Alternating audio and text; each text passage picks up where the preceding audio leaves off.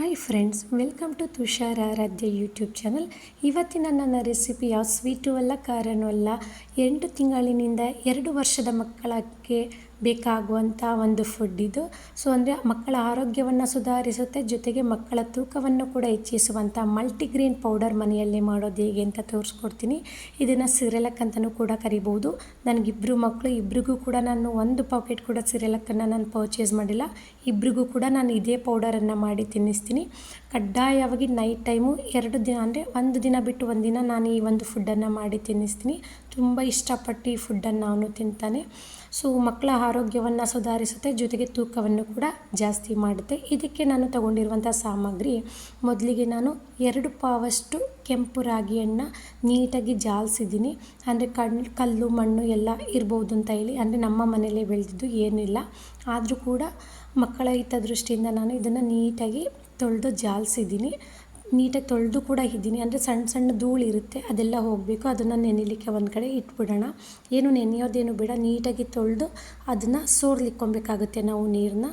2 ಪಾವು ರಾಗಿ, ಇನ್ನು 2 ಪಾವು ರಾಗಿಗೆ 1 ಪಾವಷ್ಟು ಅಕ್ಕಿಯನ್ನು ತೊಗೊಂಡಿದ್ದೀನಿ. ಬೆಟರ್ ನೀವು ಮನೆಯಲ್ಲಿ ಅನ್ಪಾಲಿಶ್ಡ್ ರೈಸ್ ಇದ್ದರೆ ತಗೊಳ್ಳಿ. ನಮ್ಮ ಮನೇಲಿ ಈ ಸಲ ಪಾಲಿಶ್ ಕೊಡಿಸ್ಬಿಟ್ಟಿದ್ದಾರೆ, ಹಾಗಾಗಿ ಏನು ಅಕ್ಕಿ ಇತ್ತೋ ಅದನ್ನು 2 ಪಾವು ರಾಗಿಗೆ 1 ಪಾವಷ್ಟು ಅಕ್ಕಿಯನ್ನು ನಾನು ಅದನ್ನು ಕೂಡ ನೀಟಾಗಿ 1-2 ಸಲ ತೊಳೆದು ಜಾಲಿಸ್ಕೊಂಡಿದ್ದೀನಿ. ಇನ್ನು 100 ಗ್ರಾಮಷ್ಟು ಕಡಲೆಬೇಳೆ, ಒಂದು 50 ಗ್ರಾಮಷ್ಟು ಹುರುಳಿಕಾಳು, 100 ಗ್ರಾಮಷ್ಟು ಹೆಸರು ಕಾಳು, 100 ಗ್ರಾಮಷ್ಟು ಕೆಂಪು ಬೇಳೆ, 50 ಗ್ರಾಮಷ್ಟು ಉದ್ದಿನ ಬೇಳೆಯನ್ನು ನಾನು ತೊಗೊಂಡಿದ್ದೀನಿ. ಮೊದಲಿಗೆ ನಾವು ಇದೆಲ್ಲವನ್ನು ಕೂಡ ನೀಟಾಗಿ ವಾಶ್ ಮಾಡಬೇಕಾಗುತ್ತೆ. 1-2 ಸಲನಾದರೂ ಕೂಡ ನಾವು ಇದನ್ನು ನೀಟಾಗಿ ನೀರಲ್ಲಿ ವಾಶ್ ಮಾಡ್ಕೊಬೇಕು. ಸೊ ವಾಶ್ ಮಾಡಿ ಇದನ್ನು ಕೂಡ ನಾವು ಇನ್ನೊಂದು ಕಡೆ ಆರ್ಲಿಕ್ಕೆ ಬಿಡಬೇಕಾಗುತ್ತೆ. ಅದನ್ನು ಸೋರಿಸ್ಕೊಂಡು ನೀರನ್ನು ಸೋರಿಸಿ ನಂತರ ಇದಕ್ಕೆ 100 ಗ್ರಾಮಷ್ಟು ತೊಗರಿಬೇಳೆ, 10 ಬಾದಾಮಿ, 2 ಸ್ಪೂನಷ್ಟು ಪಂಪ್ಕಿನ್ ಸೀಡ್ಸ್ ಮತ್ತು ಸನ್ಫ್ಲವರ್ ಸೀಡ್ಸ್, 1 ಸ್ಪೂನ್ ಓಂಕಾಳು, ಸೋಂಕಾಳು, 1 ಸ್ಪೂನಷ್ಟು ಜೀರಿಗೆಯನ್ನು ತಗೊಂಡಿದ್ದೀನಿ. ನಂತರ 50 ಗ್ರಾಮಷ್ಟು ಕಡಲೆ ಬೀಜ, ಒಂದು 20 ಪಿಸ್ತಾ, ಒಂದು 10 ವಾಲ್ನಟ್ಟು, ಜೊತೆಗೆ 2 ಲವಂಗ ಟೇಸ್ಟಿಗೆ ಅಂತ ಹೇಳಿ ಲವಂಗವನ್ನು ತಗೊಂಡಿದ್ದೀನಿ. ಸೊ ಸೋಂಕಾಳು ಹಾಕ್ಕೊಳ್ಳಿ, ತುಂಬ ಚೆನ್ನಾಗಿರುತ್ತೆ. ಮಕ್ಕಳು ಆರೋಗ್ಯ ಕೂಡ ಚೆನ್ನಾಗಿರುತ್ತೆ, ಡೈಜೆಷನ್ ಚೆನ್ನಾಗಾಗುತ್ತೆ. ಸೊ ಬೇರೆ ಕಾಳು ಜೊತೆಗೆ ತೊಗರಿ ಕಾಳನ್ನು ಕೂಡ ನಾನು ಸೇರಿಸ್ಕೊಂಡು ಮೊದಲಿಗೆ ಇದನ್ನು ಒಂದು 2-3 ಸಲ ನೀಟಾಗಿ ನೀರು ಹಾಕಿ ವಾಶ್ ಮಾಡಿಕೊಂಡು ಅದನ್ನು ನೀರನ್ನೆಲ್ಲ ಕೂಡ ನಾನು ಸೋರ್ಲಿಕ್ಕೆ ಇಟ್ಕೊತೀನಿ. ಇಲ್ಲಿ ನಾವು ಎಲ್ಲ ಥರ ಕಾಳನ್ನ ಹಾಕೋದ್ರಿಂದ ಎಲ್ಲ ಥರ ನ್ಯೂಟ್ರಿಷನ್ ಮಕ್ಕಳಿಗೆ ಸಿಗುತ್ತೆ ಅಂತಲೇ ಹೇಳ್ಬೋದು. ನೀವು ಬರೀ ರಾಗಿ ಸರಿ ಕೊಡೋದಿದ್ರೆ ರಾಗಿನ ನೀಟಾಗಿ ತೊಳೆದು ಮೊಳಕೆ ಬರೆಸಿ ಅದನ್ನು ಕೂಡ ನೀವು ಕೊಡ್ಬೋದು. ನೋಡಿ, ನೀಟಾಗಿ 1-2 ಸಲ ಇದನ್ನು ವಾಶ್ ಮಾಡ್ಕೊತೀನಿ. ನೀರೆಲ್ಲ ಸೋರ್ಲಿಕ್ಕೆ ಇಟ್ಟಿದೆ. ಈಗ ಒಂದು ಕಾಟನ್ ಬಟ್ಟೆ ಮೇಲೆ ಎಲ್ಲವನ್ನು ಕೂಡ ಆರ್ಲಿಕ್ಕೆ ಇಟ್ಟಿದ್ದೀನಿ. ನೀವು ಬಿಸಿಲಲ್ಲಿ ಇಟ್ಟರೆ 1 ಅವರ್ ಸಾಕು. ನಾನು ಮನೆ ಒಳಗಡೆ ಇಡೋದ್ರಿಂದ ಒಂದು 3 ಅವರ್ ಹಾಗೆ ನಾನು ಅದನ್ನು ಫುಲ್ ಡ್ರೈ ಆಗಲಿಕ್ಕೆ ಇಡ್ತೀನಿ. 3 ಅವರ್ ಇಟ್ಟರೆ ಸಾಕು. ಸೊ ಇಲ್ಲಿ ನೋಡಿ 3 ಅವರ್ ಆಗಿದೆ. ಈಗ ನಾನು ಇದನ್ನು ಹಾಗೆ ಡ್ರೈ ಫ್ರೈ ಮಾಡ್ಕೊಬೇಕು. ಗ್ಯಾಸ್ ಫ್ಲೇಮ್ನ ಆನ್ ಮಾಡಿ ಒಂದು ಪಾತ್ರೆ ಇಟ್ಕೊಂಡು ಅದಕ್ಕೆ ಏನು ಅಕ್ಕಿನ ನಾನು ಸೋರ್ಲಿಕ್ಕೆ ಒಣಗಲಿಕ್ಕೆ ಇಟ್ಟಿದ್ದೆ ಅಕ್ಕಿಯನ್ನು ಸೇರಿಸ್ಕೊಂಡು ಮೀಡಿಯಮ್ ಫ್ಲೇಮಲ್ಲಿ ಇಟ್ಕೊಂಡು ಒಂದು 3-4 ನಿಮಿಷ ಇದನ್ನು ನಾನು ಹುರ್ಕೊತೀನಿ. ನಿಮಗೆ ಗೊತ್ತಾಗುತ್ತೆ, ಅದು ಆಗ್ತಿದ್ದಂಗೆ ಅದ್ರ ಘಮ ಬರ್ತಾ ಹೋಗುತ್ತೆ ಅಥವಾ ಕಲ್ಲರ್ ಕೂಡ ಚೇಂಜ್ ಆಗುತ್ತೆ. ಸೊ 3-4 ನಿಮಿಷ ಆದರೆ ಸಾಕು. ನೋಡಿ, ಕಲ್ಲರ್ ಕೂಡ ಆಲ್ಮೋಸ್ಟ್ ಚೇಂಜ್ ಆಗ್ತಿದೆ. ಈಗ ನಾನು ಇದನ್ನು ಸೆಪ್ರೇಟ್ ಒಂದು ಪಾತ್ರೆಗೆ ತಣ್ಣಗಾಗಲಿಕ್ಕೆ ಬಿಡ್ತೀನಿ. ನೋಡಿ, ಸೆಪ್ರೇಟ್ ಪಾತ್ರೆಗೆ ಹಾಕ್ಕೊತಾ ಇದ್ದೀನಿ. ಇದು ಕಂಪ್ಲೀಟಾಗಿ ತಣ್ಣಗಾಗಬೇಕು. ನಂತರ ಅದೇ ಪಾತ್ರೆಗೆ ರಾಗಿಯನ್ನು ಕೂಡ ಸೇರಿಸ್ಕೊತಾ ಇದ್ದೀನಿ. ಬೆಟರ್ ನೀವು ರಾಗಿನ ತೊಗೊಬೇಕಾದ್ರೆ ಕೆಂಪು ರಾಗಿಯನ್ನು ತೊಗೊಳ್ಳಿ, ತುಂಬ ಚೆನ್ನಾಗಿರುತ್ತೆ. ಅಂದರೆ ಕಲ್ಲರ್ ಸ್ವಲ್ಪ ಕೆಂಪಗಿರೋದ್ರಿಂದ ಹಿಟ್ಟು ಕೂಡ ಚೆನ್ನಾಗಿ ಬರುತ್ತೆ ಅಂತಲೇ ಹೇಳ್ಬೋದು. ಏನಾದರೂ ಹೇಳಿ, ರಾಗಿ ಮುಂದೆ ಇನ್ಯಾವುದೂ ಇಲ್ಲ. ನಾನಿಲ್ಲಿ ಎಷ್ಟು ಕಾಳುಗಳನ್ನು ಹಾಕಿದ್ದೀನಿ, ಅದರಲ್ಲಿ ನಂಬರ್ 1 ಅಂತ ಬಂದಾಗ ಅದು ರಾಗಿನೇ. ಸೊ ರಾಗಿನೂ ಕೂಡ ಒಂದು 3-4 ನಿಮಿಷ ಹುರ್ಕೊಬೇಕು. ನೋಡಿ ಆಗಿದೆ. ಎಂಥ ಘಮ ಬರ್ತಿದೆ ಗೊತ್ತಾ, ಹೇಳಲಿಕ್ಕೆ ಆಗಲ್ಲ. ಇದನ್ನು ಕೂಡ ಅದೇ ಪಾತ್ರೆಗೆ ತಣ್ಣಗಾಗ್ಲಿಕ್ಕೆ ಹಾಕ್ಕೊತೀನಿ. ಅಂದರೆ 2 ಪಾತ್ರೆ ಇಟ್ಕೊಂಡಿದ್ದೀನಿ, ಒಂದು ಉರಿಲಿಕ್ಕೆ ಮತ್ತೊಂದು ತಣ್ಣಗಾಗಲಿಕ್ಕೆ. ಈಗ ಪುನಃ ಬಿಸಿ ಮಾಡೋ ಪಾತ್ರೆಗೆ ನಾನು ಎಲ್ಲ ಥರ ಕಾಳುಗಳನ್ನು ಏನು ಹಾಕ್ಕೊಂಡಿದ್ದೆ ಎಲ್ಲವನ್ನು ಒಟ್ಟಿಗೆ ಹಾಕ್ಕೊಂಡು ಫ್ರೈ ಮಾಡ್ಕೊಳ್ಳಿ. ಕೆಲವರು ಸೆಪ್ರೇಟಾಗಿ ಹಾಕ್ಕೊತಾರೆ, ಅದರ ಅವಶ್ಯಕತೆ ಇಲ್ಲ, ಸುಮ್ಮನೆ ಟೈಮ್ ವೇಸ್ಟ್ ಆಗುತ್ತೆ. ಅದ್ರ ಬದಲು ಎಲ್ಲ ಕಾಳನ್ನು ಒಟ್ಟಿಗೆ ಹಾಕ್ಕೊಳ್ಳಿ. ಸೊ ಇದು ಆಲ್ಮೋಸ್ಟ್ ಕಂಪ್ಲೀಟಾಗಿ ಡ್ರೈ ಆಗಿತ್ತು. ಇದನ್ನು ಕೂಡ 1-2 ನಿಮಿಷ ಜಾಸ್ತಿ ಉರಿತೀನಿ, ಅಂದರೆ ಒಂದು 5 ನಿಮಿಷ ಇದನ್ನು ನಾನು ಉರಿತೀನಿ. ನೋಡಿ ಆಗಿದೆ ಇದು ಆಲ್ಮೋಸ್ಟು. ಏನಂತ ಅಂದರೆ ಇಷ್ಟು ಅಕ್ಕಿ ಹುರಿದೆ, ರಾಗಿ ಹುರಿದೆ ಮತ್ತು ಕಾಳುಗಳನ್ನ ಹುರಿದೆ ಅಲ್ವಾ, ಇದರಲ್ಲಿ ನನಗೆ ಬೆಸ್ಟ್ ಒನ್ನು ರಾಗಿಗಮ್ಮ.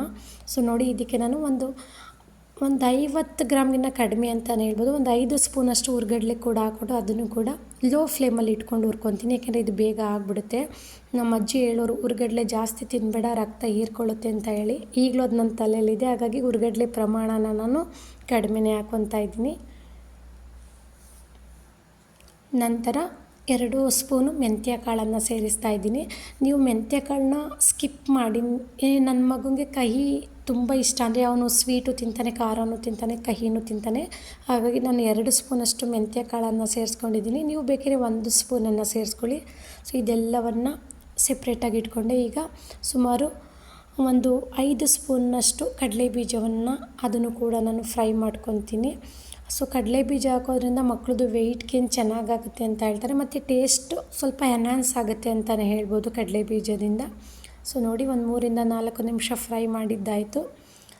ಇಷ್ಟಾದರೆ ಸಾಕು. ಅದ್ರ ಸಿಪ್ಪೆಯನ್ನು ಬಿಡೋದು ಬೇಡ, ಸಿಪ್ಪೆಯನ್ನು ತೆಗಿಲಿಕ್ಕೆ ಹೋಗ್ಬಿಡಿ, ಹಾಗೆ ಅದನ್ನು ಹಾಕ್ಕೊಳ್ಳಿ. ಫೈನಲ್ಲು ಡ್ರೈ ಫ್ರೂಟ್ಸನ್ನು ಸೇರಿಸ್ಕೊತಾ ಇದ್ದೀನಿ. ಡ್ರೈ ಫ್ರೂಟ್ಸನ್ನು ಒಂದು 2-3 ನಿಮಿಷ ಹುರ್ಕೊತೀನಿ. ಏನಂತಂದರೆ ಡ್ರೈ ಫ್ರೂಟ್ಸ್ನ ಅದ್ರ ಜೊತೆಗೆ ಹಾಕಿ ನಾನು ಪೌಡ್ರ್ ಮಾಡ್ಕೊಳ್ಳಲ್ಲ, ಇದನ್ನು ಸೆಪ್ರೇಟಾಗಿ ಪೌಡ್ರ್ ಮಾಡ್ಕೊತೀನಿ. ಲಾಸ್ಟಲ್ಲಿ ಹೇಳ್ತೀನಿ ನಾನು ನಿಮಗೆ. ಸೊ 10 ನಿಮಿಷ ಎಲ್ಲವನ್ನು ತಣ್ಣಗಾಗ್ಲಿಕ್ಕೆ ಬಿಟ್ಟಿದ್ದೆ, ಎಲ್ಲ ತಣ್ಣಗಾಗಿದೆ. ಈಗ 10 ನಿಮಿಷ ಆದಮೇಲೆ ನಾನು ಅದನ್ನು ಮಿಕ್ಸಿ ಜಾರ್ಗೆ ಏನೆಲ್ಲ ಪೌಡ್ರನ್ನ ತಣ್ಣಗಾಗಲಿಕ್ಕೆ ಬಿಟ್ಟಿದ್ದೆ ಕಾಳುಗಳನ್ನೆಲ್ಲ ಹಾಕ್ಕೊಂಡು ಫುಲ್ ನೈಸ್ ಪೌಡ್ರ್ ಮಾಡ್ಕೊಬೇಕು. ನೀರೇನು ಹಾಕೋದು ಬೇಡ, ಫುಲ್ ನೈಸ್ ಪೌಡ್ರ್ ಮಾಡಿಟ್ಕೊಳ್ಳಿ.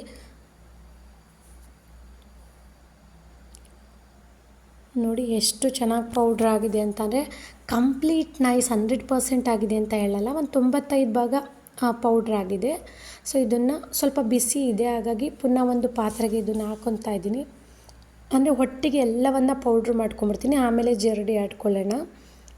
ಸೊ ಇಲ್ಲಿ ನೋಡಿ, ಲಾಸ್ಟಲ್ಲಿ ನಾನು ಜಾರಲ್ಲಿ ಸ್ವಲ್ಪ ಪೌಡ್ರನ್ನ ಬಿಟ್ಟಿದ್ದೆ, ಏಕೆಂದರೆ ಡ್ರೈ ಫ್ರೂಟ್ಸ್ ಕ್ವಾಂಟಿಟಿ ಕಡಿಮೆ ಇರೋದ್ರಿಂದ ಅದು ಬೇಗ ಪೌಡ್ರ್ ಆಗೋಲ್ಲ. ಹಾಗಾಗಿ ಅದ್ರ ಜೊತೆಗೆ ಆ ಪೌಡ್ರನ್ನು ಕೂಡ ಬಿಟ್ಟಿದ್ದೆ, ಅದನ್ನು ಕೂಡ ಪೌಡ್ರ್ ಮಾಡ್ಕೊಂಡಿದ್ದಾಯಿತು. ಈಗ ಎಲ್ಲ ತಣ್ಣಗಾಗಿತ್ತು ಪೌಡ್ರು. ಈಗ ಅದನ್ನು ನಾನು ಜರಡಿ ಸಹಾಯದಿಂದ ಜರಡಿ ಆಡ್ಕೊತೀನಿ. ಏನಂತಂದರೆ ಇದು ಈಗ ಡೈರೆಕ್ಟಾಗಿ ಹೀಗೆ ಬೇಕಿದ್ರೂ ಮಾಡ್ಬೋದು, ಬಟ್ ಅಲ್ಲಿ ಇನ್ನೂ ಸ್ವಲ್ಪ ತುರಿ ಇರುತ್ತೆ. ಹಾಗಾಗಿ ಅದನ್ನು ಜರಡಿ ಆಡ್ಕೊಳ್ಳೋದ್ರಿಂದ ಅದು ಕಂಪ್ಲೀಟ್ ನೈಸ್ ಪೇಸ್ಟ್ ಆಗುತ್ತೆ ಅಂತ, ನೈಸ್ ಪೌಡರ್ ಆಗುತ್ತೆ ಅಂತ ಹೇಳ್ಬೋದು. ಪುನಃ ನೀವು ಅದನ್ನು ಬೇಕಿದ್ರೆ ಇನ್ನೊಂದು ಸಲ ಮಿಕ್ಸಿ ಜಾರ್ಗೆ ಹಾಕ್ಕೊಂಡು ಇನ್ನೊಂದು ಸಲ ಪೌಡ್ರ್ ಮಾಡಿಕೊಂಡ್ರೆ ಆಯಿತು. ನೋಡಿ ಆಗಿದೆ. ಈಗ ನನ್ನ ಮಗನಿಗೆ ಇದರಿಂದ ಹಿಟ್ ಮಾಡಿ ತೋರಿಸ್ತೀನಿ. ಗ್ಯಾಸ್ ಫ್ಲೇಮ್ನ ಆನ್ ಮಾಡಿಕೊಂಡು ನಾನು ರೆಗ್ಯುಲರಾಗಿ ಯಾವ ಪಾತ್ರೆ ಇಟ್ಕೊತಿದ್ದೆ ಅದರಲ್ಲಿ ಟೀ ಕುಡಿಯೋ ಗ್ಲಾಸಲ್ಲಿ 1.5 ಕಪ್ಪಷ್ಟು ನೀರನ್ನು ಸೇರಿಸ್ಕೊತಾ ಇದ್ದೀನಿ. 1.5 ಕಪ್ ನೀರಿಗೆ ಸುಮಾರು 2.5 ಸ್ಪೂನಷ್ಟು ಈ ಪೌಡರನ್ನು ಆ್ಯಡ್ ಮಾಡಿಕೊಂಡು ರುಚಿಗೆ ತಕ್ಕಷ್ಟು ಉಪ್ಪನ್ನು ಹಾಕ್ಕೊಂಡು ಚೆನ್ನಾಗಿ ಮಿಕ್ಸ್ ಮಾಡ್ಕೊಳ್ಳಿ. ಗ್ಯಾಸು ಲೋ ಫ್ಲೇಮಲ್ಲೇ ಇರುತ್ತೆ. ಏನಂತಾರೆ, ನೀವು ಉಪ್ಪಿಗೆ ಬದಲಾಗಿ ಬೆಲ್ಲ ಕೂಡ ಹಾಕೊಬೋದು. ನನ್ನ ಮಗ ಬೇರೆಲ್ಲ ಸ್ವೀಟ್ ತಿಂತಾನೆ, ಬಟ್ ಇದು ಅಂತ ಬಂದಾಗ ಅವನಿಗೆ ಈ ಥರ ಉಪ್ಪಿದ್ರೆ ಮಾತ್ರ ಅವ್ನು ತಿನ್ನೋದು. ಒಂದು ದಿನ ನೈಟ್ ಟೈಮ್ ಅಂದರೆ ಬೆಳಿಗ್ಗೆ ಮತ್ತು ಮಧ್ಯಾಹ್ನ ಮಾಮೂಲಿ ಫುಡ್ಡನ್ನು ಕೊಡ್ತೀನಿ. ನೈಟ್ ಟೈಮ್ ಅಂತ ಬಂದಾಗ ಒಂದು ದಿನ ಕಂಪ್ಲೀಟಾಗಿ ಬರೀ ರಾಗಿ ಸರಿ ಕೊಡ್ತೀನಿ, ಅಂದರೆ ಬರೀ ರಾಗಿ ಹಿಟ್ಟಲ್ಲಿ ಮಾಡಿರುವಂಥದ್ದು. ಇನ್ನೊಂದು ದಿನ ಈ ಪೌಡರ್. ಹೆಚ್ಚು ಕಮ್ಮಿ ನಾನು ಒಂದು ಸಲ ಮಾಡಿಟ್ಕೊಂಡ್ರೆ 1 ತಿಂಗಳು ಇದು ನನಗೆ ಆಗುತ್ತೆ. ನೋಡಿ, ಗ್ಯಾಸ್ನ ಲೋ ಫ್ಲೇಮಲ್ಲೇ ಇಟ್ಕೊಂಡು ಇದನ್ನು ಹಾಗೆ ಮಾಡ್ಕೊತಾ ಇದ್ದೀನಿ. ಏನಂತಂದರೆ ಇವತ್ತು ನಾನು ಮಿಕ್ಸಿ ಜಾರಲ್ಲಿ ಯೂಸ್ ಮಾಡಿಕೊಂಡು ಪೌಡ್ರ್ ಮಾಡಿಕೊಂಡೆ, ಬಟ್ ಊರಲ್ಲೆಲ್ಲ ಇದ್ದಿದ್ದರೆ ನಾನು ಅದನ್ನು ಉರಿಬೇಕಾದ್ರೂ ಅಷ್ಟೇ ಒಲೆ ಹಚ್ಕೊಂಡು ಒಲೆ ಮೇಲೆ ಪಾತ್ರೆ ಇಟ್ಕೊಂಡು ಹುರ್ಕೊತಿದ್ದೆ. ಮತ್ತು ಪೌಡ್ರ್ ಮಾಡ್ಕೊಬೇಕಾದ್ರೂ ಕೂಡ ರಾಗಿ ಬೀಸೋ ಕಲ್ಲಿತ್ತು, ರಾಗಿ ಬೀಸೋ ಕಲ್ಲಲ್ಲೇ ನಾನು ಪೌಡ್ರ್ ಮಾಡ್ಕೊತಿದ್ದೆ. ಬಟ್ ಇವಾಗ ನಾನು ನಮ್ಮ ಮನೆಗೆ ಬಂದುಬಿಟ್ಟಿದ್ದೀನಿ, ಅಂದರೆ ಹಸ್ಬೆಂಡ್ ಮನೆಗೆ ಬಂದಿದ್ದೀನಿ. ಹಾಗಾಗಿ ಇಲ್ಲಿ ರಾಗಿ ಕಲ್ಲು ಇಲ್ಲ, ಒಲೆನೂ ಇಲ್ಲ, ಮಿಕ್ಸಿ ಜಾರು ಮತ್ತು ಗ್ಯಾಸ್ ಎರಡನ್ನು ಯೂಸ್ ಮಾಡಿದ್ದೀನಿ. ನೋಡಿ ಆಲ್ಮೋಸ್ಟ್ ಆಗಿದೆ. 3 ನಿಮಿಷ. ಕೆಲವ್ರು ಹೇಳ್ತಾರೆ ಇನ್ಸ್ಟೆಂಟಾಗಿ ಬಿಸಿನೀರು ಹಾಕ್ಕೊಂಡು ಕಲ್ಸ್ಕೊಂಡು ತಿನ್ಬಿಡ್ಬೋದು ಅಂತ. ಖಂಡಿತ ಅದನ್ನು ಮಾಡಿಬಿಡಿ, ಏಕೆಂದರೆ ಮಕ್ಕಳಿಗೆ ಡೈಜೆಸ್ಟ್ ಆಗಲ್ಲ. ಇಲ್ಲಿ ಎಲ್ಲ ಥರ ಕಾಳುಗಳಿರೋದ್ರಿಂದ, ಹೆಚ್ಚು ನ್ಯೂಟ್ರಿಯೆಂಟ್ ಇರೋದ್ರಿಂದ ಅಟ್ಲೀಸ್ಟ್ 2 ನಿಮಿಷನಾದರೂ ಕೂಡ ನಾವು ನೀರಲ್ಲಿ ಇದನ್ನು ಚೆನ್ನಾಗಿ ಕುದಿಸ್ಬೇಕಾಗತ್ತೆ. ಯಾರೂ ಕೂಡ ಇನ್ಸ್ಟೆಂಟಾಗಿ ಬಿಸಿನೀರನ್ನ ಆ್ಯಡ್ ಮಾಡಿಕೊಂಡು ಮಿಕ್ಸ್ ಮಾಡಿ ಮಕ್ಕಳಿಗೆ ಕೊಡಬೇಡಿ, ಹೊಟ್ಟೆ ನೋವು ಬರುತ್ತೆ ಮಕ್ಕಳಿಗೆ. ನೋಡಿ, 1-2 ಸ್ಪೂನಷ್ಟು ತುಪ್ಪವನ್ನು, ಅಂದರೆ ನಿಮ್ಮ ಮಕ್ಕಳು ಯಾವ ರೀತಿ ಇಷ್ಟಪಡ್ತಾರೆ, ತುಪ್ಪ ಜಾಸ್ತಿ ಇಷ್ಟಪಟ್ಟರೆ ತುಪ್ಪ ಜಾಸ್ತಿ ಹಾಕ್ಕೊಳ್ಳಿ. ನನ್ನ ಮಗ ತುಪ್ಪ ಇಷ್ಟಪಡ್ತಾನೆ, ಹಾಗಾಗಿ ಸುಮಾರು 1-2 ಸ್ಪೂನಷ್ಟು ತುಪ್ಪವನ್ನು ಆ್ಯಡ್ ಮಾಡ್ಕೊಂಡಿದ್ದೀನಿ ನಾನು. ತುಂಬ ಅಂದರೆ ತುಂಬ ಇಷ್ಟಪಟ್ಟು ತಿಂತಾನೆ ಅಂತಲೇ ಹೇಳ್ಬೋದು ಈ ಫುಡ್ಡನ್ನು. ನೋಡ್ತಿದ್ದೀರಲ್ಲ. ಮಲ್ಟಿಗ್ರೀನ್ ಪೌಡರ್ ಮಾಡೋದು ಹೇಗೆ ಮತ್ತು ಅದರಿಂದ ಹಿಟ್ಟು ಮಾಡೋದು ಹೇಗೆ ಅಂತ ನೋಡ್ಕೊಂಡ್ರಿ. ನೋಡಿ, ನಾನು ಇದನ್ನು ಒಂದು ಬಾಕ್ಸ್ಗೆ ಹಾಕಿ ಸ್ಟೋರ್ ಮಾಡಿ ಇಡ್ತಾಯಿದ್ದೀನಿ. 1 ತಿಂಗಳು ಬರೋಬ್ಬರಿ ನಾನು ಇದನ್ನು ಯೂಸ್ ಮಾಡ್ಬೋದು, ಕೆಡಲ್ಲ ಕೂಡ. ಸೊ ಅಂದರೆ ಆಲ್ಟರ್ನೇಟಿವ್ ಡೇಸ್ ಯೂಸ್ ಮಾಡೋದ್ರಿಂದ ಆರಾಮಾಗಿ 1 ತಿಂಗಳು ಯೂಸ್ ಮಾಡ್ಬೋದು. ಅಥವಾ ಎಮರ್ಜೆನ್ಸಿಗೆ ನಾನು ಕೆಲವೊಂದು ಸಲ ಏನು ಮಾಡ್ತೀನಿ ಅಂದರೆ, ಇನ್ಸ್ಟೆಂಟ್ ದೋಸೆ ಮಾಡ್ಕೊಬೇಕಂತ ಅಂದರೆ ಇದನ್ನೇ ಕೂಡ ನಾನು ಯೂಸ್ ಮಾಡ್ಕೊಂಬಿಡ್ತೀನಿ. ಸೊ ನನ್ನ ಮಗಂಗಂತೂ ಈ ಫುಡ್ ಫೇವ್ರೇಟ್ ಅಂತಲೇ ಹೇಳ್ಬೋದು. ಜೊತೆಗೆ ವೆಯ್ಟ್ ಗೇನ್ ಕೂಡ ಚೆನ್ನಾಗಾಗುತ್ತೆ. ನನ್ನ ದೊಡ್ಡ ಮಗ ಕೂಡ ಇದನ್ನೇ ತಿಂತಿದ್ದ, ಹಾಗಾಗಿ ಇವನಿಗೂ ಕೂಡ ಇದನ್ನೇ ತಿನ್ನಿಸ್ತೀನಿ. ಸೊ ಯಾರೆಲ್ಲ ಫಸ್ಟ್ ಟೈಮ್ ನನ್ನ ಚಾನಲನ್ನು ಸಬ್ಸ್ಕ್ರೈಬ್ ಆಗಿ ಈ ವಿಡಿಯೋನ ನೋಡ್ತಿದ್ದೀರಾ, ಪ್ಲೀಸ್ ಚಾನಲನ್ನು ಸಬ್ಸ್ಕ್ರೈಬ್ ಆಗಿ ವಿಡಿಯೋನ ಲೈಕ್ ಮಾಡಿ ಮತ್ತು ಶೇರ್ ಮಾಡಿ. ಮತ್ತಷ್ಟು ಒಳ್ಳೆಯ ರೆಸಿಪಿಯೊಂದಿಗೆ ನಾನು ನೆಕ್ಸ್ಟ್ ವಿಡಿಯೋದಲ್ಲಿ ಸಿಗ್ತೀನಿ. ಸೊ ಆರೋಗ್ಯಕರವಾದಂಥ ಮಲ್ಟಿಗ್ರೇನ್ ಪೌಡರ್ ಅಥವಾ ಸಿರೆಲಕ್ಕನ್ನು ಅತಿ ಸುಲಭವಾಗಿ ಮನೆಯಲ್ಲೇ ಮಾಡೋದು ಹೇಗೆ ಅಂತ ಈ ವಿಡಿಯೋದಲ್ಲಿ ನಿಮಗೆ ತೋರಿಸಿದ್ದೀನಿ. ಈ ವಿಡಿಯೋ ಇಷ್ಟ ಆದರೆ ಲೈಕ್ ಮಾಡೋದನ್ನು ಮಾತ್ರ ಮರಿಬೇಡಿ. ಸೊ ಹೊರ್ಗಡೆ ಸಿರೆಲಕ್ಕಿನ್ನ ಆರಾಮಾಗಿ ಈ ಥರ ಪೌಡ್ರನ್ನ ಮನೇಲೇ ಮಾಡ್ಕೊಳ್ಳೋದ್ರಿಂದ ಮಕ್ಕಳು ಆರೋಗ್ಯ ಕೂಡ ಚೆನ್ನಾಗಿರುತ್ತೆ ಅಂತಲೇ ಹೇಳ್ಬೋದು. So thank you friends.